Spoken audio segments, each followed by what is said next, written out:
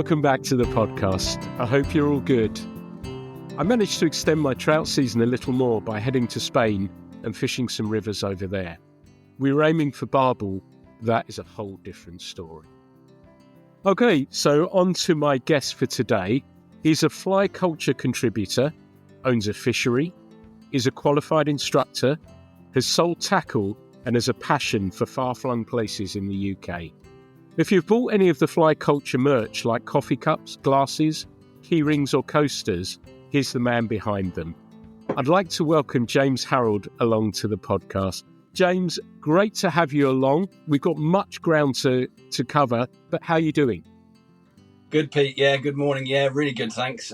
Just recovering from a bit of a tickly cough, so just excuse me if if that happens during the course of the podcast. But yeah, really good, thanks. Yes, a nice day here in Norfolk, so can't complain.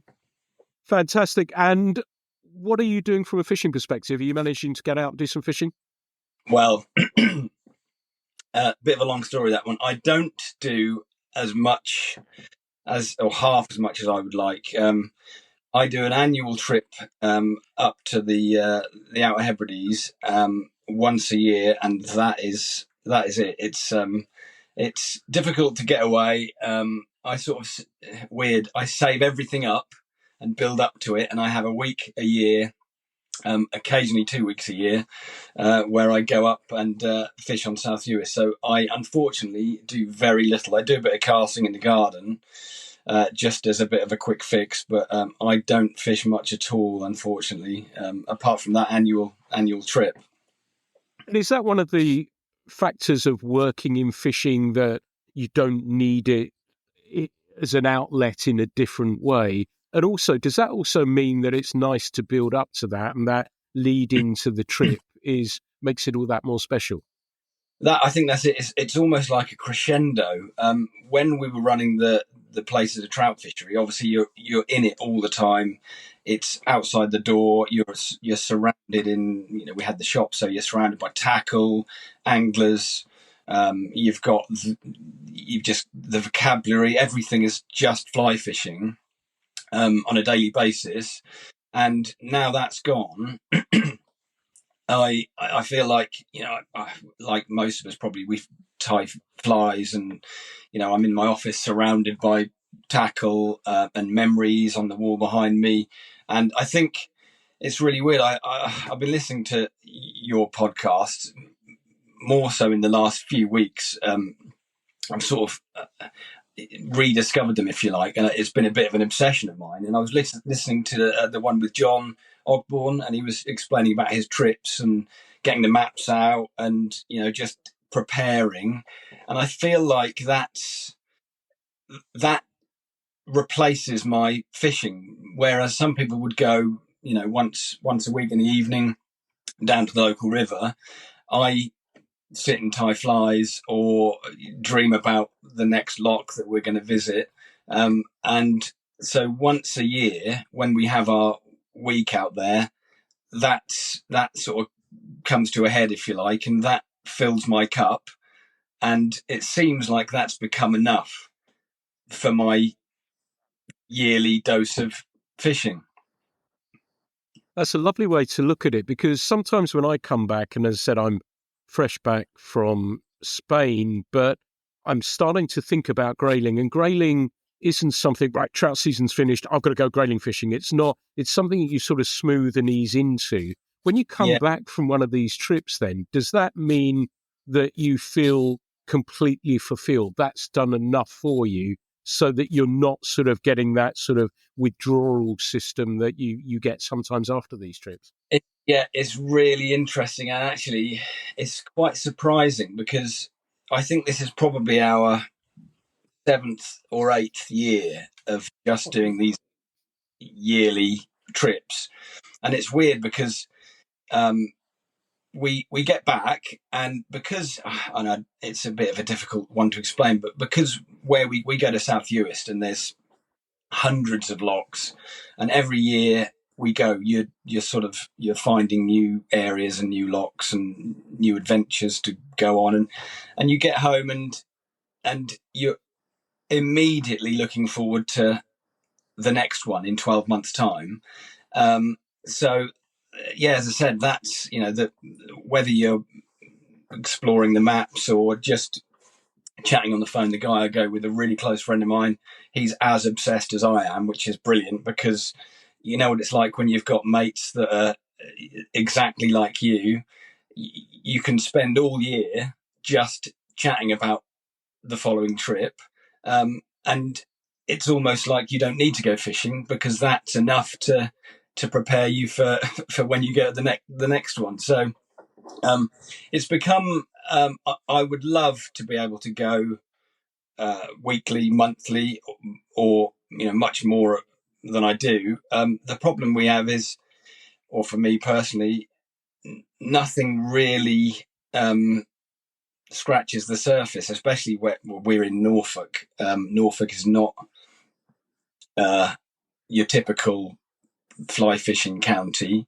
We've got the odd chalk stream, but yeah, it's a funny one. The wilds of Scotland and the Outer Hebrides in particular are the only thing that sort of comes close. So it almost feels, I hate to say it, but it almost feels like a little bit of a waste of time if I did anything else, especially around here. There's nothing on my doorstep.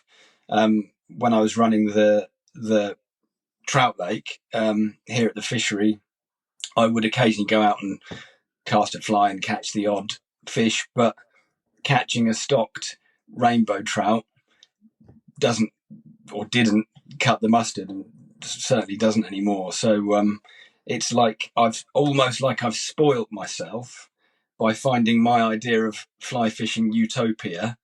The fact that it's an 18-hour journey away is the problem. Hence the reason it's once a year, unfortunately. Do you think it's one of those things that, because I have to be honest, that the chalk streams that you have up there interest me, because I like this idea of it's the whole east coast of the nation that they're running down, or certainly the England, certainly. And that to me is really interesting. And I've been up to Yorkshire and Fish-Driffield, and those ones have always fascinated me. But do you think it's something more that you're searching for as well? Is it the wilderness? Is it that adventure? Is it just a little bit more than just the fishing as well?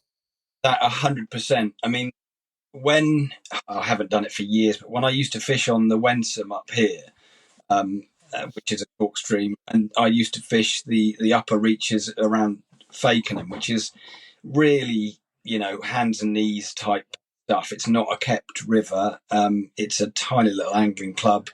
I think it was something like £6 a day, and you could just buy it from a tackle shop, and you could wander up there. And it's, in some places, it's 6-8 feet wide. It's completely wild and overgrown, and you know what it's like. I'm sure you've fished all these places. You have to almost take a scythe with you to get to the river.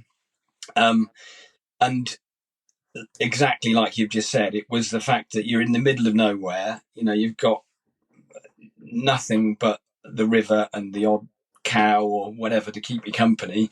And the fish are 100% wild. They're about 6 inches long, and that for me was sort of as close as it got to being up in the wilds of Scotland. And I used to do that occasionally, but it's almost got to the point where, and again, I hate to say it, that's almost sort of worn off as well, because when you get to places like Uist, or I've been up to Shetland, it's like you said, it's not so much about the fishing, because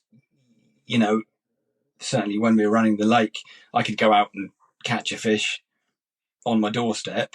The act of catching a fish is, as we all know, I think, hopefully as fly fishermen, is kind of a byproduct of the fishing itself, and being in the places, the sounds, the smells, the environment, the people, or not so much in the case of going up to the islands. There isn't many, certainly we don't see many anglers.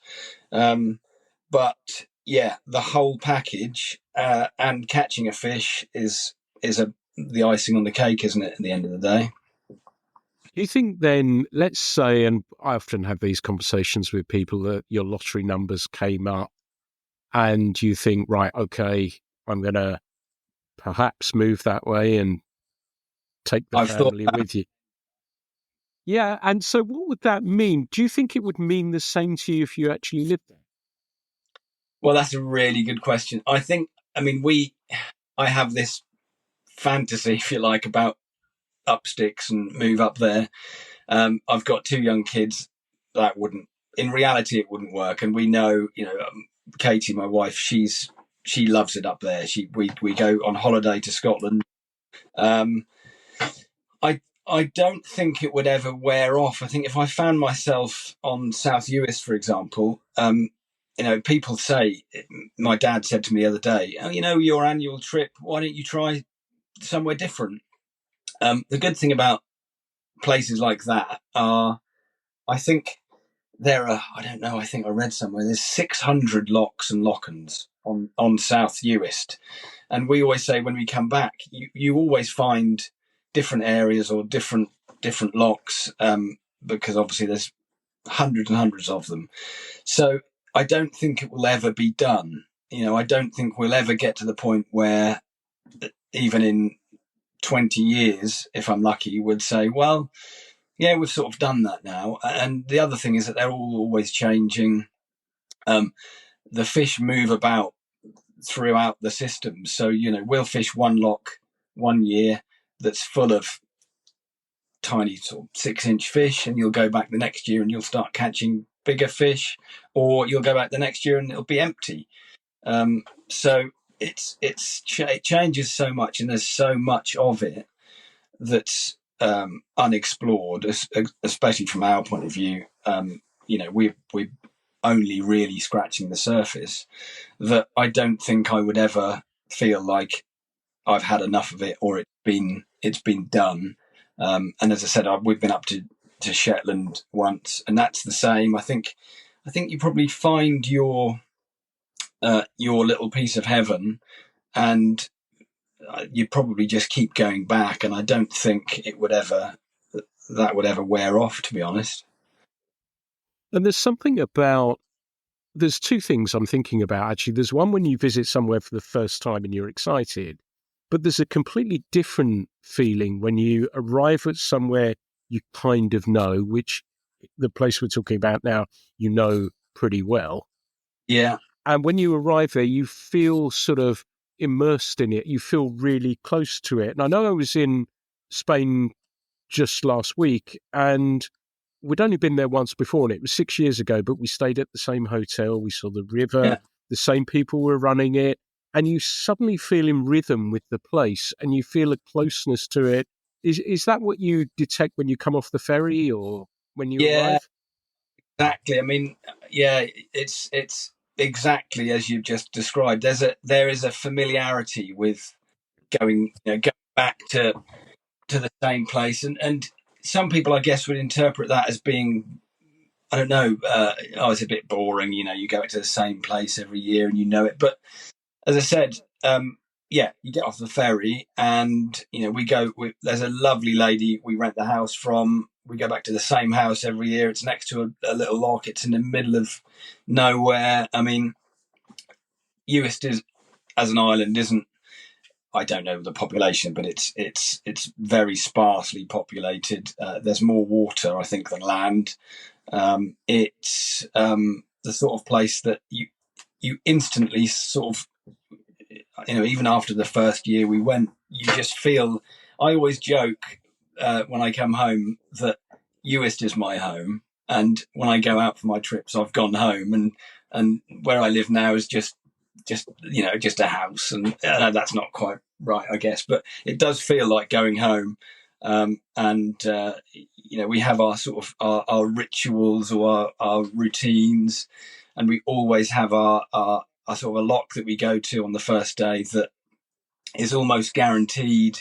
You just want to get your arm in again and catch a fish or two, and we'll sit and have a coffee, and you sort of soak it all in and take it all in, for the first morning, and then the trip then starts. You can then start exploring and going to the places that you might not have visited last year, or the locks that you found on the last day and you want to go back to, or locks that you maybe lost a big fish and you want to go back. And so, yeah, the familiarity is quite important. And I think if we decided that that place had had its day, I think it takes a little while to get that, to find that feeling in on a new adventure, if you like. And as I said, there's so much that's unexplored where we go. I think that it would be, I don't know if it would feel like not a waste of time, but I think it's almost like we get home, we get the maps out, and it's just preparation for the following year. And I don't think we'd ever have it done, if you know what I mean. It's a funny feeling, but yeah, I love it. I can't get enough of it, and I think living up there would make it even better. You would just get to the point where you'd be a out and out trout bum, and yeah, I couldn't. I don't think you'd ever reach the point where you've had enough. I think that's why I like Italy so much, for one of the reasons that you said, that there is so much water to go at. And I've only been going 3 years now, but I haven't fished the same stretches of water.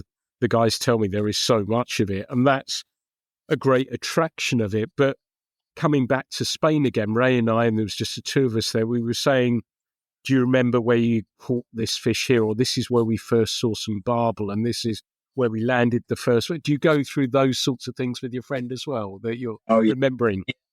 Yeah, and the memories, and it's really weird because last year was one of those years that those sorts of talking points and those sort of events happened so frequently. There were days when we tipped up at a lock one evening. And again, I think John Ogborn mentioned this on his podcast. We were out there till well gone midnight, and you're fishing in the dark. It's midnight. You've got fish rising, and it's one of those times when you almost have to pinch yourself. We might have lost a big fish or fished a loch that we've never fished before, that's unheard of, that may not have never been or hasn't been fished for years and years, that you suddenly you lose a monster trout. And it's like you said, it's those experiences that keep you going back. I mean, we were on a loch that we'd never fished before. I think it was 2 or 3 days before we came home last year. We'd never seen a fish in it, never seen a fish rise. We were there about, I think it was 3:00 in the afternoon. We had an hour of just carnage. The fish were rising about 6 feet from where we were wading.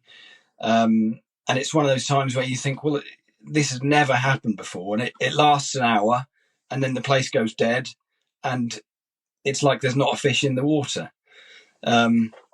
So things like that just keep you going back. And as I said, it's there were times where I think we lost count how many fish we caught. It was ridiculous.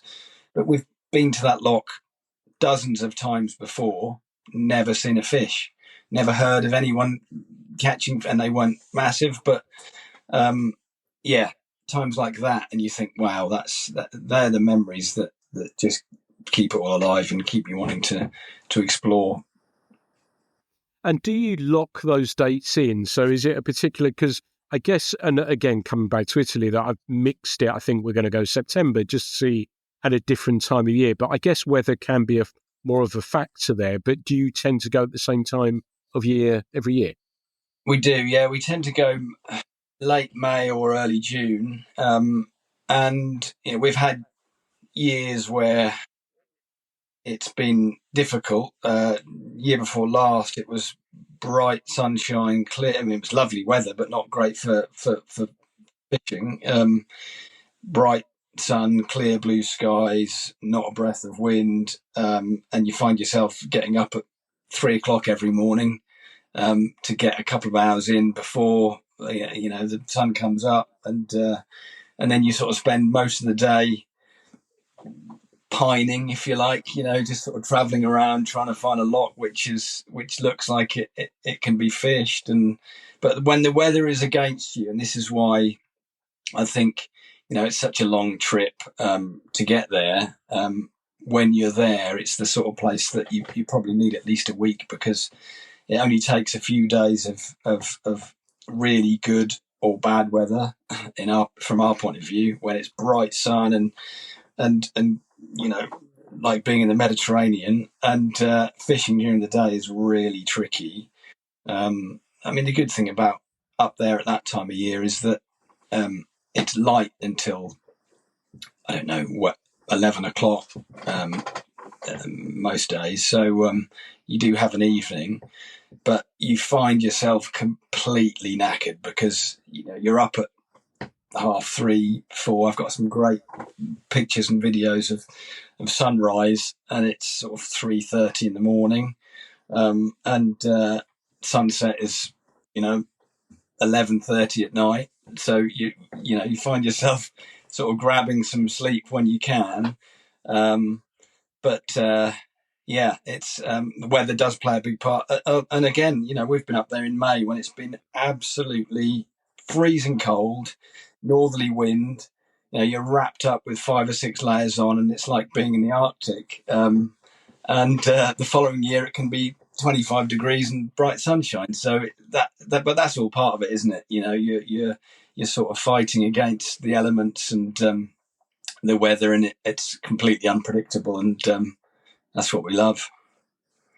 And for listeners as well, if you've bought Fly Culture in the past, there's a couple of James's articles about the place in there that I encourage you to reread, because you're getting a sense of his passion, his love for the place. And I think sometimes these things translate really well when you've listened to the person who has written about them as well. So I'd encourage you to do that if you get the opportunity to do it. I wanted to move on a little bit, James, because it's a fascinating story about Rocklands Mere, and I know you bought the land in 2001. What took you to that place to be standing in what you described to me as a maize field in 2001 to make that sort of decision and the direction that your life took? So I'll try and keep this short. A long story. So I sort of started as, fishing for me was being 5, 6 years old.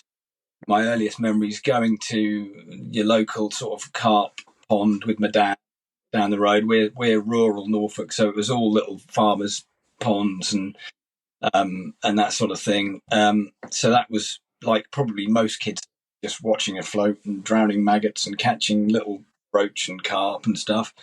And I was immediately hooked on fishing. It was just my sort of thing. It was, you'd go out in the morning, first light, and you'd catch a few fish, and it became the sort of thing that I wanted to do every weekend. And then growing up, being a teenager in the 90s, it was all carp. It was the carp boom, and I tried that for a couple of years. Wasn't really my bag. I found it. Apologies to my mates if any of them are watching this, but I found it really boring. Some of them still into carp fishing, but I've never really sort of got that, sitting in a tent for 2 days. And so when I was about, I think, 16 or 17, I think my dad bought me a fly fishing lesson at the local fishery, and loved it. I loved the fact that even when you're not catching fish, you're still actively fishing. The act of fly casting was probably enough for me. And I just loved it from the start. And used to go to this little fishery down the road called Winborough, which is subsequently, unfortunately, closed, and would spend all my free time fly fishing. I remember being there on my 18th birthday. All my mates were saying, "Oh, it's your 18th birthday," and I just went fishing on my own. Loved it. And then it sort of transpired that after I had a stint at agricultural college, I was work-wise, I was working on farms. I was working on my uncle's farm, and always really wanted to be involved in fishing in some way. And where I was living at home, the family home is only 2 or 3 miles away from here. And this piece of land came up for sale. And we bought it with a view of starting a fishery, a coarse fishery to begin with. But there was enough scope here to sort of to have the vision of perhaps a stillwater trout fishery. It was, you know what it's like. I was 21 at the time. Loads of energy, loads of motivation, and it was a very exciting prospect. We bought the land. It was a complete blank canvas. There was a field which is now where the old trout lake was.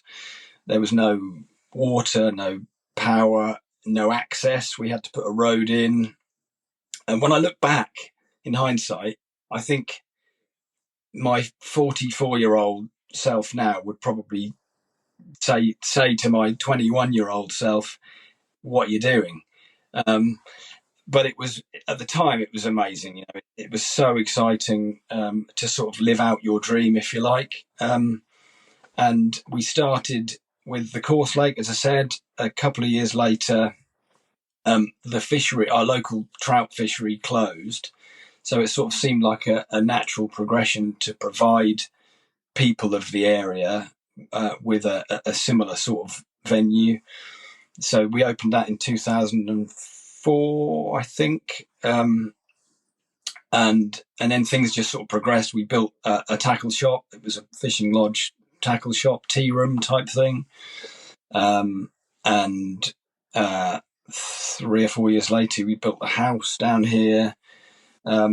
So yeah, it had its challenges. In my naivety, I think, I don't know whether I would have done things slightly differently. I guess stillwater trout fisheries, particularly in East Anglia, all really struggle during the summer, and it's different in different parts of the country. But we tend to have really hot, dry summers, and the biggest challenge we had with running the trout lake in particular is that stocked trout hate temperature. They're very oxygen dependent. And the problem we had was during our season, you might get February, March, April, May, sort of 3 or 4 months of really good conditions, optimum for trout, really good fishing. Everyone's happy. The anglers are loving it. We had really good fly life. The mayfly hatches here were great for a stillwater. But come end of June, July, August and September, we'd generally have to close due to water temperature and the fish not being happy, or in many cases, most years, losing all the trout, and then having to sort of almost start again in September, October. So as a business, it was very difficult. And I guess if you speak to, Nick Hart really well, if you speak to him, he would probably say the same thing, that you don't ever really get 12 months of the year where you're fulfilling your potential. And I know that's the same with anything that's sort of weather dependent, farming and that sort of thing. But the fishery was the trout fishery in particular was really tricky in that respect, because weather and conditions kind of dictated how you run the place. But it was great. I love the fact that we, as you mentioned earlier, I was an instructor. So as the whole package, with the lake and the shop, selling tackle, giving the tuition to most of the time complete novices, it was almost like a fly fishing school. You could set them up. They could buy some kit. You'd give them a couple of hours. They'd go out on the water. They'd catch a fish. And I lost count of how many people I started in their fly fishing journey. And from that point of view, it's so rewarding. But on the other hand, the fact that when summer arrives, and the fish are all really struggling, and you're trying to kind of educate people that, well, it's the middle of August. The worst thing you can do is turn up here during the day when it's blazing hot sun, and the fish aren't happy. Yeah, it's a shame. We could really have done with April, 12 months of the year, for this sort of thing. In this part of the world, it was a bit of a struggle, but I don't regret it at all. It was I don't know. We ran it for, I think, 15 years, and it was great. And as a fly fisherman, running your own trout fishery is, I think, in some ways, it's your perfect job, your dream job. But on the other hand, it's really frustrating that, you know, for what you and I do, I guess, for fishing in wild places, catching wild fish, and then your day job being involved in fly fishing, but completely the other sort of opposite end of the spectrum, where you're running a business with stocked trout, and people are catching them on egg flies fished under an indicator, that sort of thing. It was really difficult in some ways to kind of get your head around that, and switch off from, well, these people they just want to catch a fish, and they don't really care how they catch a fish, and because that's how you make your living, you have to almost go along with it all, and very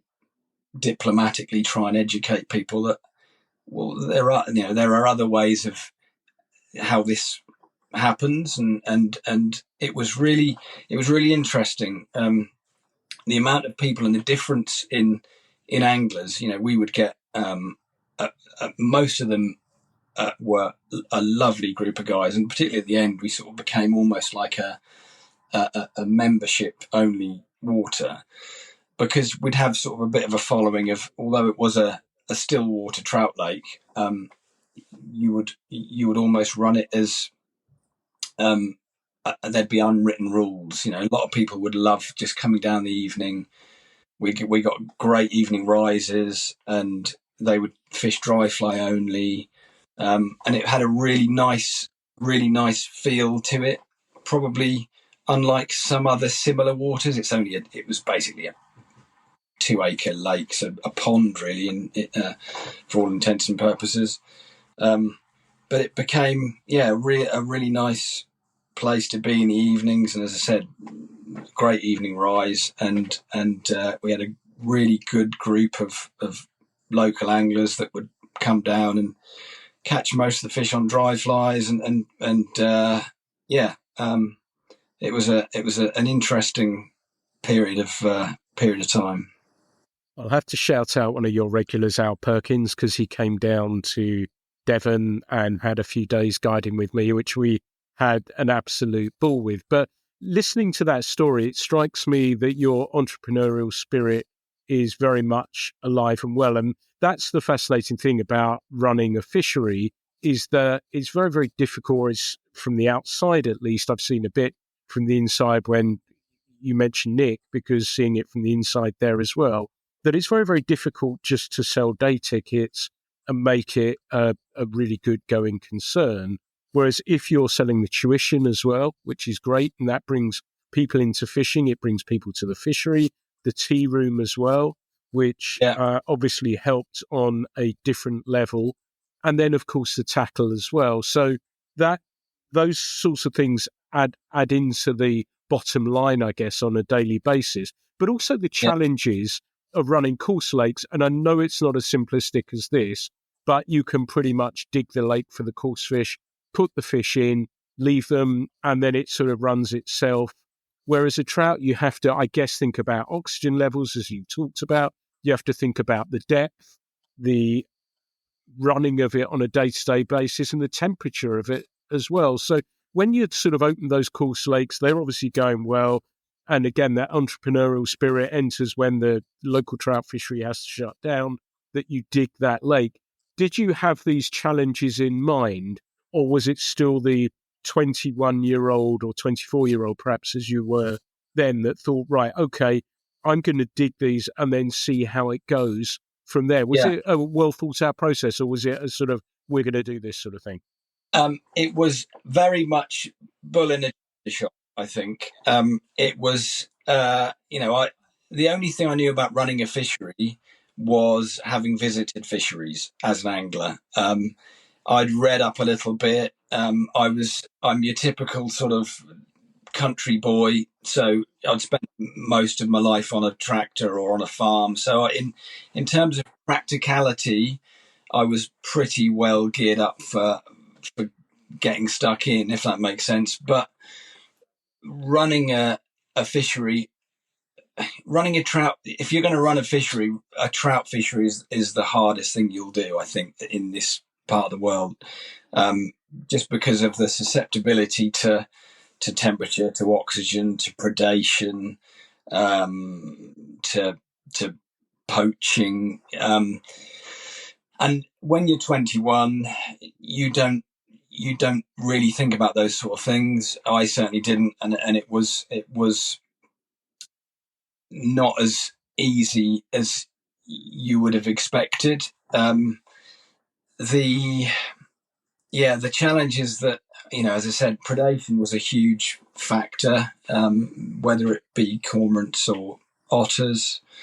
The weather was probably the biggest problem we encountered. There were, as I said, whether it's 30-degree temperature in the summer or the place being completely frozen over in the winter. And that's the sort of stuff I think when you're starting these projects, you don't take into account. I remember one year, I think it was 2011, we had a really, really hard winter, and I think the place was frozen solid for about 6 weeks. And as you mentioned, although we had the tackle shop next to the lake, and I was a qualified instructor, if your lake's frozen solid and 3 inches of ice, no one's coming fishing. You're not selling tackle. You're not doing lessons. So the business, or the three sort of parts of the business, the shop, the tuition, and the fishing, complemented each other when everything was 100% and at the right times of year. But none of those elements worked without the lake. And to be honest, the lake probably wouldn't have worked on its own without the shop or me being an instructor. So the three together were perfect. And like I said, the amount of times we started somebody out on their fly fishing journey, give them the lesson, they'd buy an outfit, and they'd continue on as an angler on the lake. I don't think either of the, or any of those individual elements would have worked without the others. So as a business, it worked really well when it was allowed to, but the stuff that's out of your hands was the difficult thing to to get your head around. And in the later years, we sort of diversified because it was becoming apparent that running a fishery on its own was becoming a lot more of a struggle, especially at certain times of the year. Like I said, depths of winter. If you found yourself closed for a month, then that's it's like having a month off work. So we had to sort of make some changes, and basically, COVID 2020 or 2021 almost made the decision easier for us. My wife and I were talking for the last 2 or 3 years that something had to change, and I probably, if I'm honest, didn't have the balls to make that decision without having a bit of help.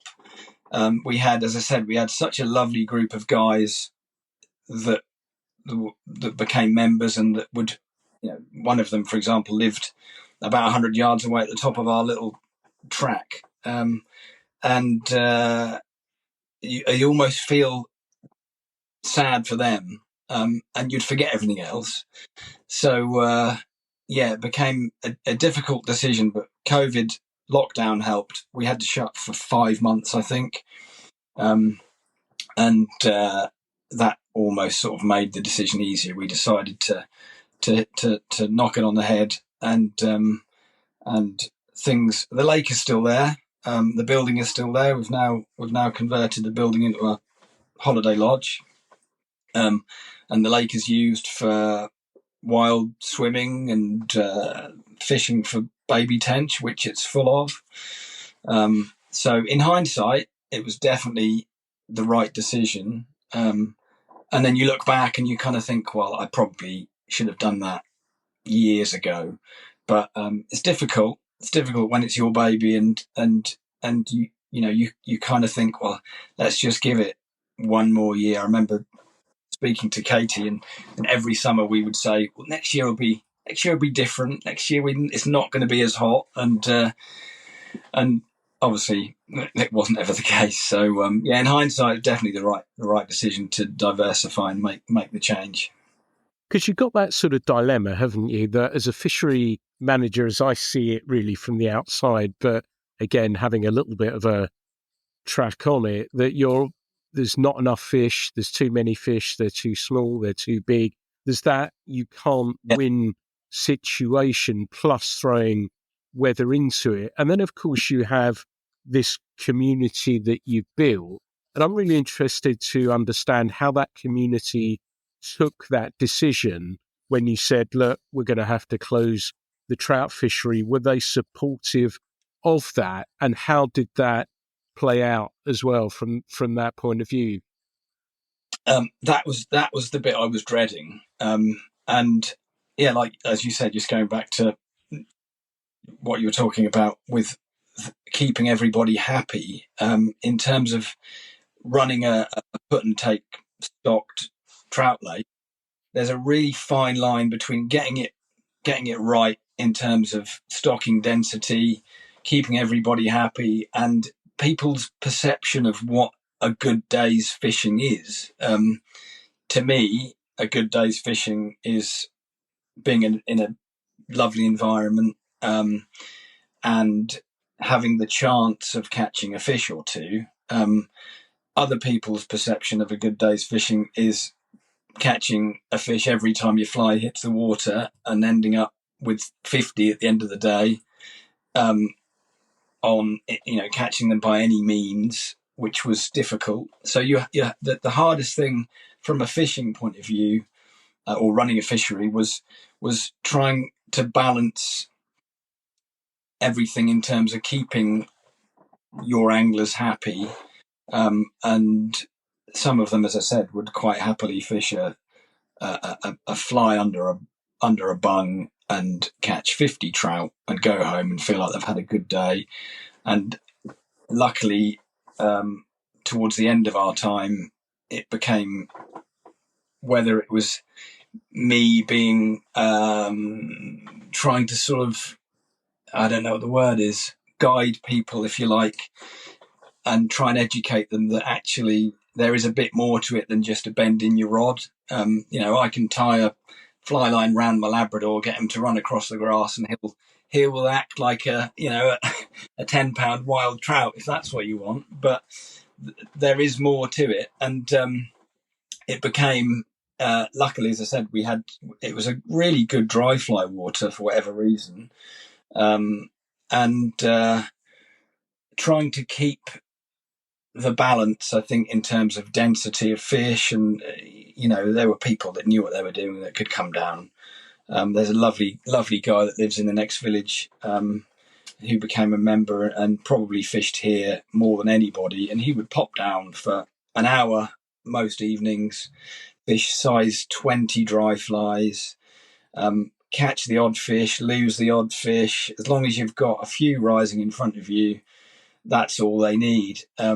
But it's amazing how many people wanted more. And I can remember very politely trying to kind of tell people that, if I'd just put 200 fish in and they'd just been stocked, and they're all sort of swimming around in a shoal about 6 feet from the bank, maybe that isn't quite as sporting as it should be. So that was a real difficulty, trying to educate people that it's more than just a bend in the rod. It became, the last few years were nice. We had a good number of like-minded anglers, and that, going on to your question, made it more difficult when we had to decide to close. I can remember one of them came for the last time, lovely old boy, and he walked through the gate and he said, "This will be the last time I fish," and he started welling up. It was really emotional, and it's quite nice in a way, because it's weird that, nice is the wrong word, but it's good that he felt that way about the place. But you've got to start, or I had to start thinking with my head rather than my heart. And if it was money no object and it wasn't used for me to make a living, then you'd still be running it now. But it became obvious as the years went on that financially it wasn't really making a lot of sense. And, I'm 44 years old. I can't, I've got young kids, and you have to start thinking about them, and probably be, a bit less selfish, in terms of, you've got to start thinking that the lake and the land and the business is suffering because of not making the decision to close and diversify and start something new. However much you want to keep going for your customers, I did that probably for 3 or 4 years more than I should have done. So it was a really tricky decision to make, but definitely, in hindsight, definitely the right one. Yeah. And we've seen this sort of trend. It's been happening for a number of years now. And the decision that you had to make, we've seen the famous small still waters like Diva close. I'd heard talk that it might go coarse. Right. Abington, I think, is something to do with a hotel or something now, so it doesn't operate in quite the same way that it did. Do you see this is a trend that's continuing? And I'm thinking about the cost of, if you're not bringing on your own fish, if you're having to bring them in, the cost of buying fish in isn't going to get cheaper, I wouldn't have thought either, was it? No, you're right. I mean, this is really ironic, because just before we started this podcast, I had a guy turn up. Bearing in mind we've been shut for 4 years, he was a regular. That I think he moved away and he's now back to Norfolk. And he turned up to trout fish. There isn't many. I mean, in Norfolk, there were, when we were running, I think there were 6 similar sort of still water fisheries, probably within a 40 mile radius. And I think there's only one left, to my knowledge. There are a couple of syndicates or members waters, but if you want to go for day ticket still water trout fishing, to my knowledge, there's one fishery that you could go to, and a lot of that is down to maybe the cost of the trout, the fact that I think a lot of them were probably run as a side venture, if you like, next to another business, whether it be a farm or something else. But I don't think running it solely as a fishery, I don't think would be a going concern. You'd have to charge probably twice as much as we were charging. I think we were charging 25 quid for 4 fish. Or when you think that a £2 trout probably costs you over a £5, if you do the maths, it doesn't make sense. So yeah, I think there are probably they're probably few and far between now. And I don't know whether in different parts of the world, where the climate is slightly different, or there are more chimney pots and more people with a fly rod.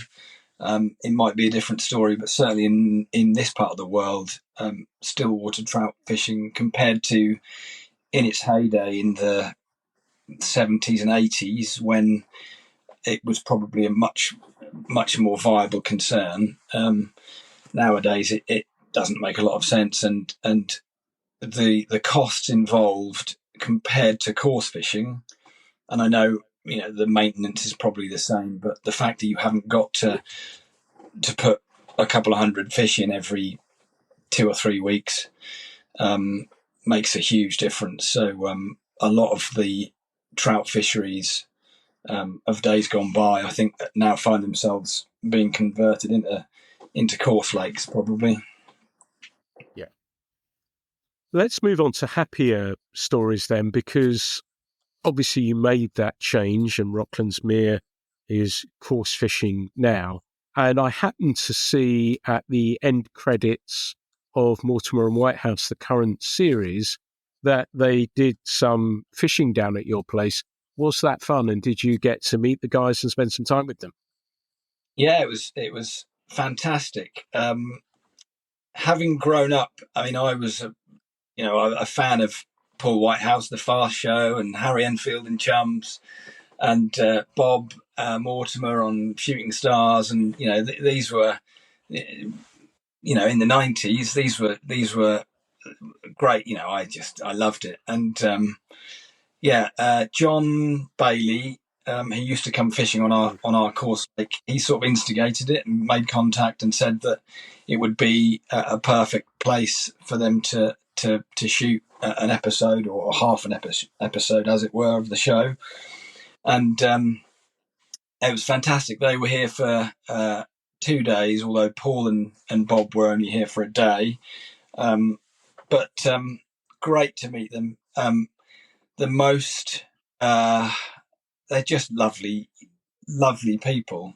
They all were, actually. I think there was about 10 or 12 crew. John was here, Paul and Bob, obviously, Ted the dog. It was great, and it was great to see sort of behind the scenes of how these things get made. The work that goes into it. I mean, I think we had about 12 or 13 minutes. We had half an episode, and it was a real insight into how much detail they go into to get just a few minutes of footage, and almost completely unscripted, really natural, and they basically turn up, start the cameras rolling, and turn them off when they leave. It was really interesting to see two naturally funny guys just talking about everyday stuff with a camera crew. That was basically what it was, and they were really, really nice, really approachable, genuinely hilarious on and off camera. It was great, and they caught some fish. They loved the place. It was a really interesting day, really good. And we know the positive impact they have externally about fishing for people who don't fish, but appearing on something like that as well, do you notice that suddenly people are contacting you? Because I noticed it at the end. I always look at the credits to see who's helped with the program and where they've been. Do you notice that? Yeah. So it was great. I always sort of liken it to the fact that although my dad took me fishing when I was a child, he doesn't fish. He's an angler. He will occasionally pop down and have a go fishing on the coarse lake with my son. But I think the appeal about that program is that it's not directed at anglers. It's I've had people that that don't have no interest in fishing, that don't fish, have never fished, and they say it's their favourite thing to watch on television. And I think that's great. As we know as anglers, even the sound of running water, being next to a river or being next to a lake, or just the places it takes you, are probably as important or more important than the actual act of fishing itself. And I think they've got that right in that respect, that comes across on the show. And I think when I asked Paul how it all came about, it was just the fact that he took Bob fishing for a day.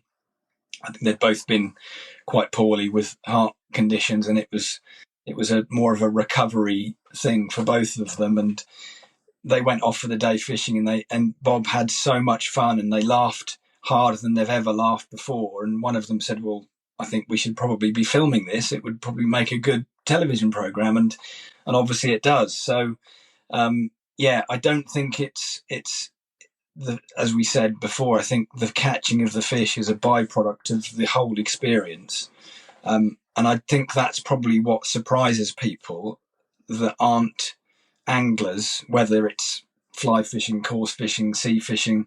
I think if a non-angler thinks about fishing, they automatically think about, well, it's catching a fish, and they don't see beyond that. And I think what that program does is probably it probably allows them to see into the world of an angler without actually being an angler, which is really nice. And as I said, loads of people that I know that watch it wouldn't know a cod from a carp, and they love it because of the places that it takes them.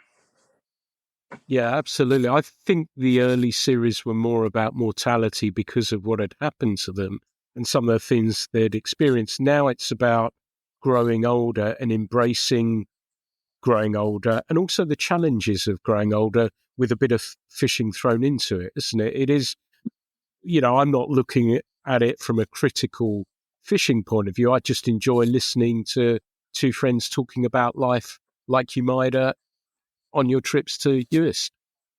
Yeah, and I think that's what it is. I think it's so relatable. They, although they're obviously from that world, and they're both comedians, and but I think, like you said, it could be, although it's Paul and Bob, I think it could be anybody. It could be you and I, or whoever just sat on a riverbank chatting. And I think it's so relatable to anglers, but also to non-anglers. It could be any two guys or girls sat chatting, and I think, as I said, it was amazing watching them on the day. That it just, well, it's a bit like your podcast. It just it just flows, and it goes down a road, and it goes down a route that's unscripted, and they find themselves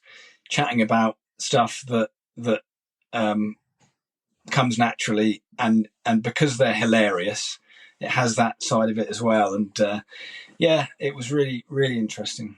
Yeah, absolutely.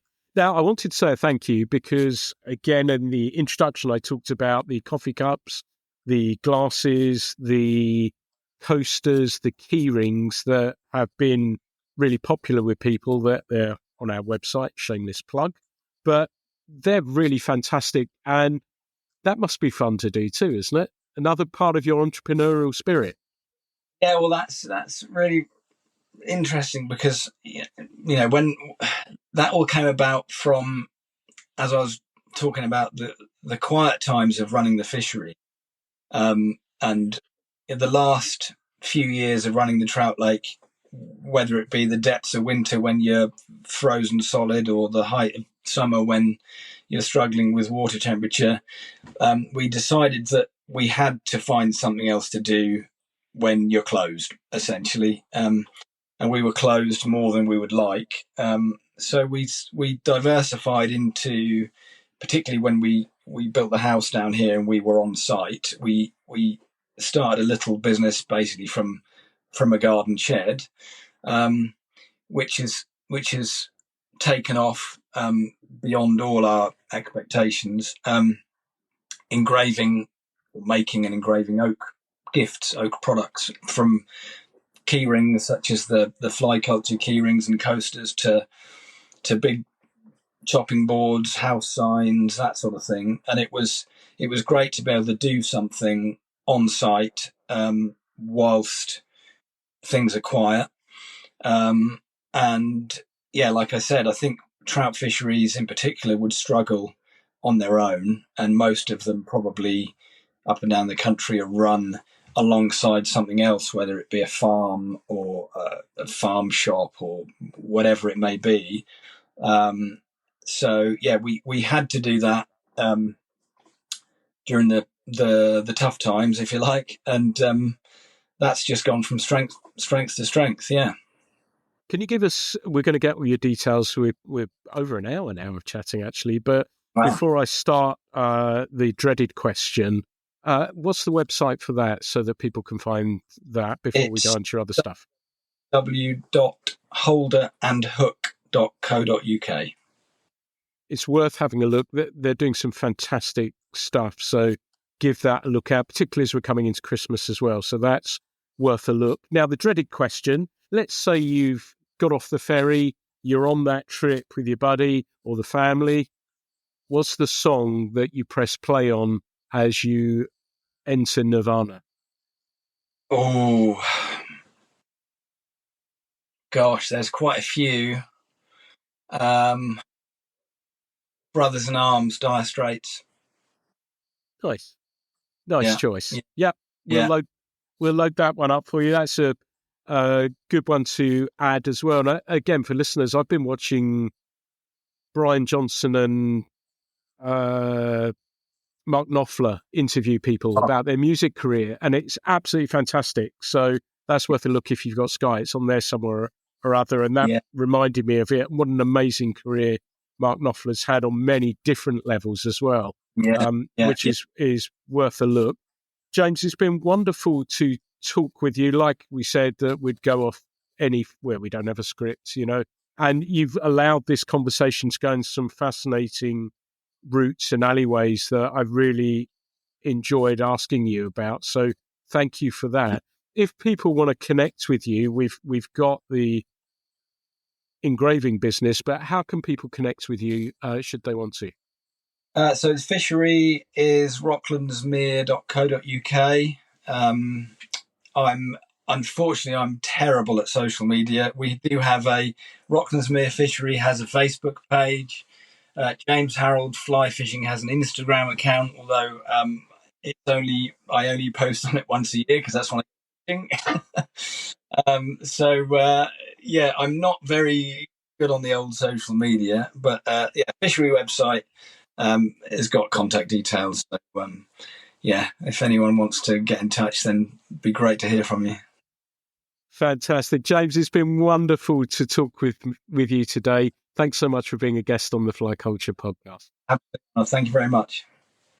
Well, everyone, that's been another episode of the Fly Culture podcast. I hope you've enjoyed this one as much as me. As ever, there'll never be any charge for these. We just love talking about fly fishing, just chatting. And as I said, as you got the impression from our conversation, there's no real script. We let the conversation flow in the direction it wants to flow. But I think that makes it all the better for it. But I'd like to say a huge thank you for listening. And of course, there'll be some more episodes coming very, very soon. The Fly Culture podcast is brought to you in association with Fly Culture, a quarterly published magazine owned and run by fly anglers. When it comes to fly fishing, we've got you covered.